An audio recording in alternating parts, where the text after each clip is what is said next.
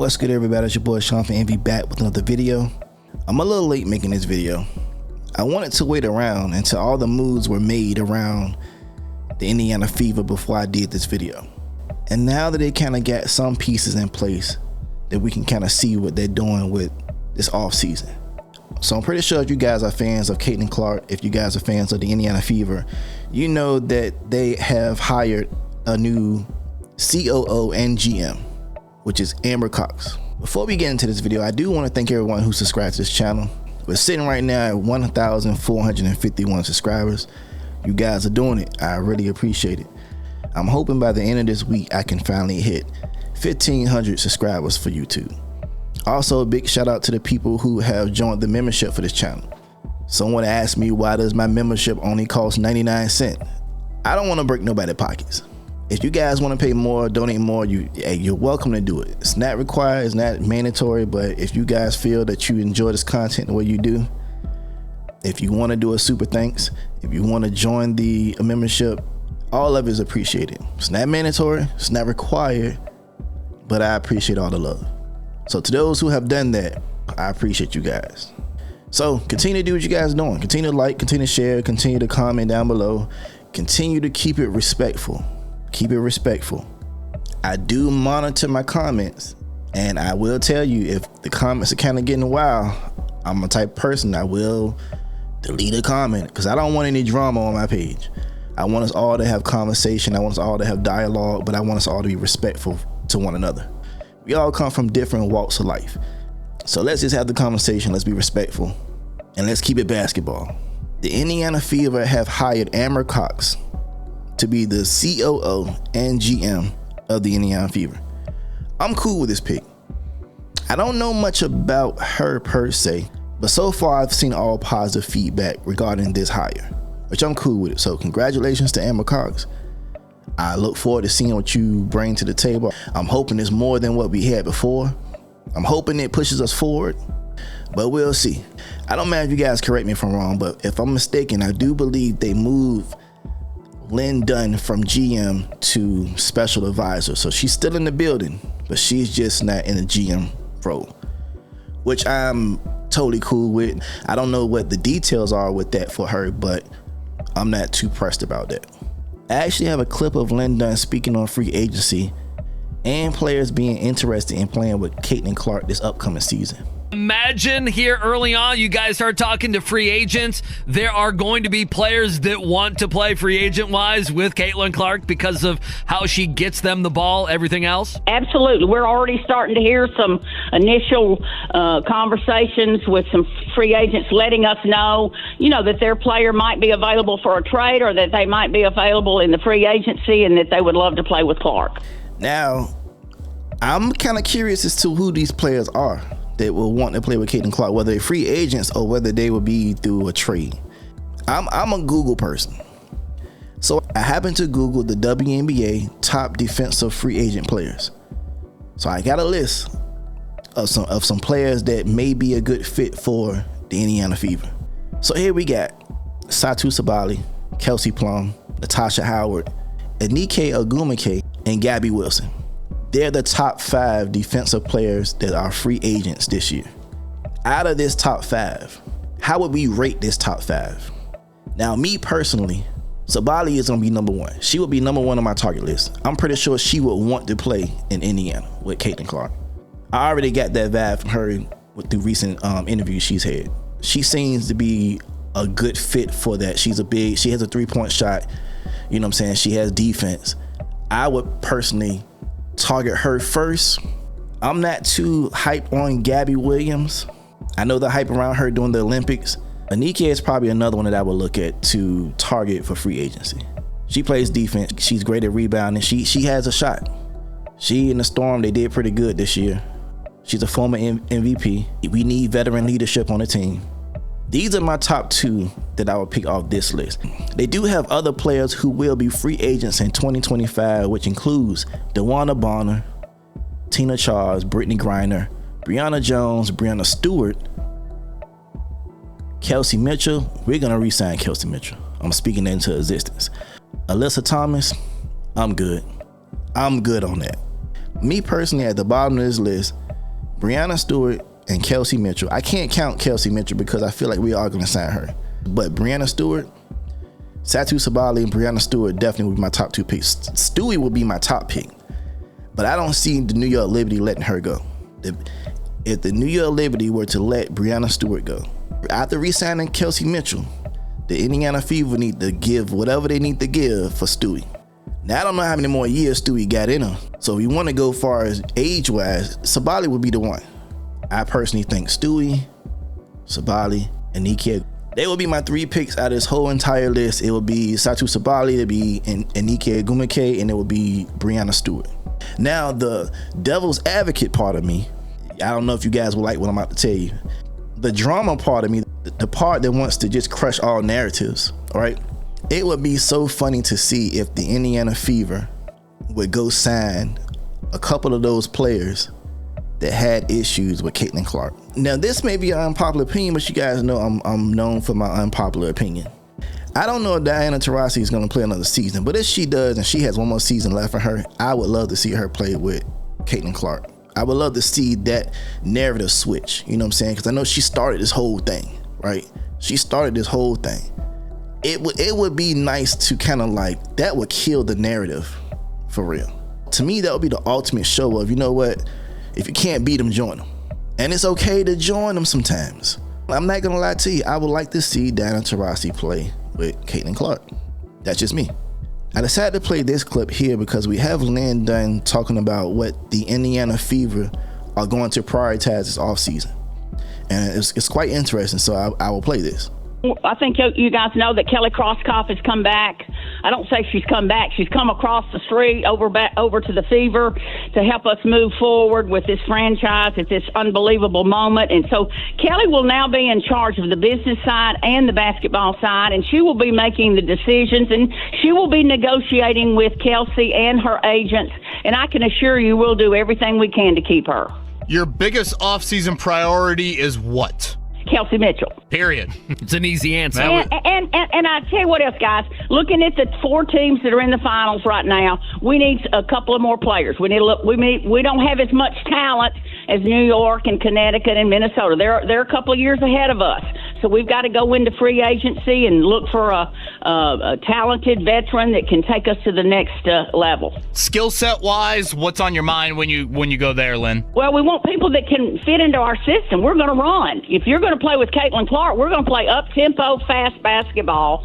But at the same time, I want you to be able to spread the floor, get to the rim, and then defend. We know that our defense was a little better, but it's not where it needs to be. The 4 teams that are in the Final Four are all the top 4 defensive teams. So that's an area that we've got to continue to address. I agree with everything that she said in this clip. And I'm just being honest, it don't even sound like she even really cared that she lost her GM position. You know, some people be a little bitter when they lose their position to someone else. But maybe it's because of the fact that she's still in the building, she doesn't really care. Or maybe now the heavier load is off of her. So, hey, that's cool.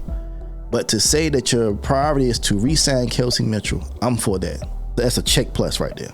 To say that you trying to find talent and people that can run the style of play that Caitlin Clark is accustomed to, that lets me know you're building around Caitlin Clark. I mean, that lets me know that you actually are paying attention and listening to her. So I'm cool with that. Now, that still also goes according to the coach, because the coach still has to call the plays and the rotation and this and that. Hopefully this year, Christy Sides isn't working against Caitlin Clark, but instead working with her. Play to her strengths. And she was right about the defense. It's crazy because the defense had games where they just was dominant, and then they had games where I don't know if they were just tired, it was fatigue or what, but they need to work on the bench. When you run Caitlin Clark for pretty much the whole game, 37 minutes, 40 minutes a game, no breaks, you know, sometimes you want to be able to allow your star players, your core players, to rest their legs a little bit. You don't want to run them into the ground. That's how you start getting injuries. Start working on building that bench up. You know what I'm saying? And getting those role players who can come in and hold the score, so that when the starters do come back in, they don't have to work so hard to get back up in points. You feel me? Like, there's good role players out here. You got your stars, you got your big 3 for starters. And then you start to work out your bench. You know what I'm saying? Because even still, their roster to me, they have a few people that I probably would let go. I know one of the people that I'm hoping that they do something with, trade away, is Nalissa Smith. I think that kind of ran its course. Plus, I wouldn't even want Nalissa Smith for my team if you can't control your girlfriend.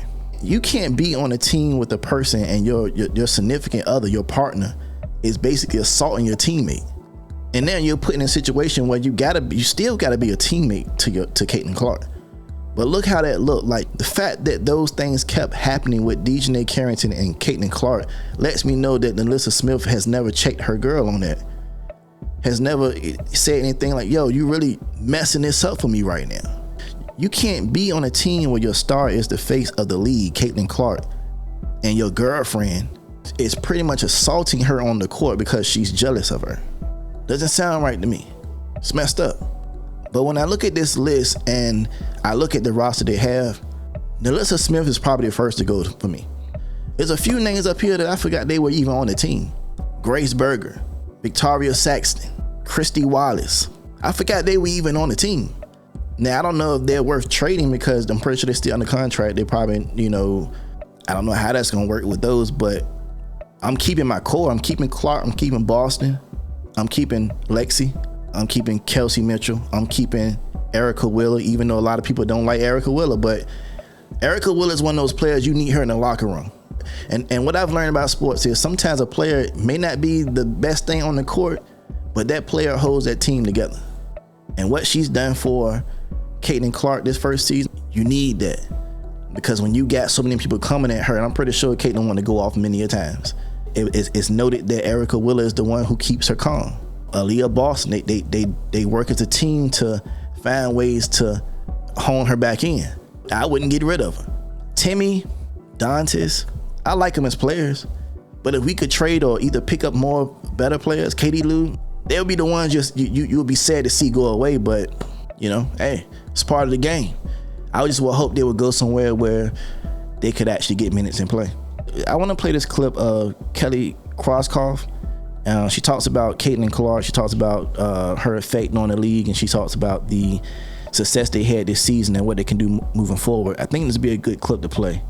Welcome back. How do you build and sustain off of this Caitlin Clark buzz that we've been experiencing here? I mean, it's been a great year, but how do you make it even bigger and move on from this? Yeah, I think that we've seen such a huge inflection of attention, and her play, just the way she plays the game, I think that's going to be sustainable.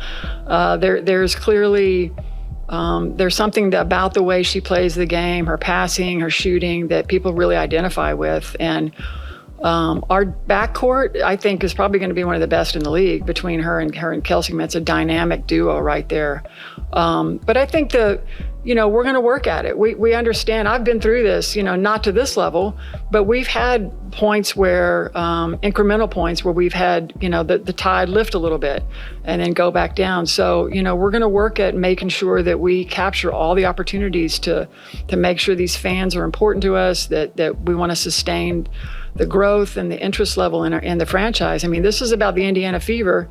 Yes, we have a foundational player in Caitlin Clark and Aaliyah Boston, and we're going to continue to add to that. But I want this team to be the leader in the country, and a brand, an enduring brand, like Apple or something. I mean, we have a real opportunity here. So I think that's a goal for the future. It's always about your players. I was raised by Donnie Walsh, and it's not about me, it's about our players, and I want to put them out front. These are dynamic women. They're tremendous people, and they're just tremendous basketball players. So we're going to look for ways to continue to grow that. Now, I will say, I like how she talks and what she's saying. Makes perfect sense. It sounds all good and nice. This is how you keep the Fever brand growing. Just keep the identity politics out of your sport. If you were to keep the politics, the identity politics, and all that stuff out of your building, the Indiana Fever brand is going to grow so big. The biggest issue with the WNBA brand right now is too much identity politics. Fans don't care about a lot of the stuff they promoting. We don't care about your privilege. We don't care about the color of your skin. We don't care about who you're in love or sleeping with. We care about the sport. We care about basketball. And as long as you guys keep it basketball, the brand of the Indiana Fever, as well as the WNBA, if they was to catch on to it, would grow bigger than what it is right now. It'll be a legit brand. Keep them identity politics away from the sport. What elements does this team need to take that next step, and how does free agency enter into the equation? Yeah, I mean, it's clear that we have two foundational players, probably three. You get two rookies of the year in a row with a front court player in Aaliyah Boston, Caitlin Clark, and then Kelsey Mitchell. I mean, I think that the veteran leadership that Kelsey was able to provide, we need to help her. We need to add to that. I spent a lot of years just trying to add experienced players around Tamika Catchings, because it was really, veterans that have been in the foxhole and have been together. Those are ways that elements of success. It's not a magic bullet. There's not a quick fix, but I do think this team needs a little bit more experience, probably some more size. If you look at the teams that are in the playoffs right now, they're loaded with players who have been there. And that's true. They do need size. They need someone who plays defense. They also need a veteran that has playoff experience. Now, who does that sound like to me? It truly sounds like Breanna Stewart will be the perfect fit for the Indiana Fever from what she just said. Just imagine that. That's a big four. Caitlin Clark, Aaliyah Boston, Kelsey Mitchell, Breanna Stewart. You can plug anybody in that last spot. Now, I'm not saying one person would change this whole dynamic of what's going on, but that's a start. I don't think Breanna Stewart is the answer to everything we got going on. I do want to know who these players are who are interested in playing with Caitlin Clark. I don't know. You guys tell me, who are some players that we should be looking at to sign or trade to play with Caitlin Clark? Who's a good match for Caitlin Clark, Aaliyah Boston, and Kelsey Mitchell? Who are the next two to add to that starting five that would be a great fit for those three already? Also, too, who you think would be great role players for the bench?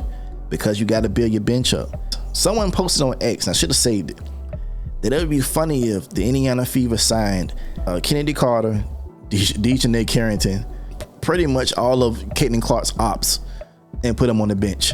Now, see, that's kind of how my mind works a little bit. Like, sign the ones she doesn't like. Make them all play together. Make them like each other. That's kind of how I operate a little bit. That's all I got for this video. You guys like this video, you guys know what to do. Like this video. Also, if you guys got any comments or any feedback, or you agree, disagree, cool. Keep it all nice and sweet. Keep it all respectful. You can disagree with me. You don't have to agree with everything I say. I'm cool with that. Leave it down in the comments. Also, if you guys haven't already, subscribe to this channel. At this very moment, I'm sitting at 1455 right now, 1,455 subscribers. The goal this week is 1,500 subscribers by the end of the week. You guys want to do that? Also, shout out to everyone, like I said, who donated to this channel, whether it be through the super thanks or anyone who's donated to memberships. I appreciate you guys a lot. And if there's nothing else for me to say, you guys stay safe. You guys stay cool. Love yourself. Love each other. I'll see you in the next one. Peace.